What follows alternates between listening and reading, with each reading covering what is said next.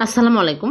আজকে আমি সুজি দিয়ে ভীষণ সুস্বাদু করে বরফি বানিয়ে দেখাবো। এই বরফি খেতে দারুণ মজার হবে। প্রথমে আমি ১ কাপ সুজি ভেজে নেব। একদম হালকা আঁচে ভেজে নিতে হবে। কিছুক্ষণ ভেজে নেওয়ার পরে এখানে আমি ২ টেবিল চামচ ঘি নিয়েছি। অল্প, অল্প করে দিব আর নেড়েচেড়ে ভেজে নেব। এখানে ২ টেবিল চামচ ঘি সবই দিয়ে দিয়েছি। ঘি বেশি দিলে খেতে ভালো লাগে। চুলা থেকে নামিয়ে আমি রেখে দিলাম। এদিকে শিরা তৈরি করব। ১ কাপ চিনি, 1/2 কাপ পানি, স্বাদমতো লবণ, এলাচের গুঁড়া দিয়ে আমি নেড়েচেড়ে একটা আঠালো শিরা তৈরি করে নেব।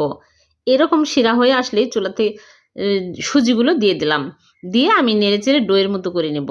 এরকম হলেই চুলা থেকে নামিয়ে একটা স্টিলের প্লেটে আমি ঘি ব্রাশ করে নিয়েছি। সবগুলো ঢেলে চেপে, চেপে সমান করে দেব। তারপরে বাদাম কুচি উপর দিয়ে দিচ্ছি। দিয়ে চেপে, চেপে নরমাল ফ্রিজে রেখে দেব ঠান্ডা হওয়া পর্যন্ত।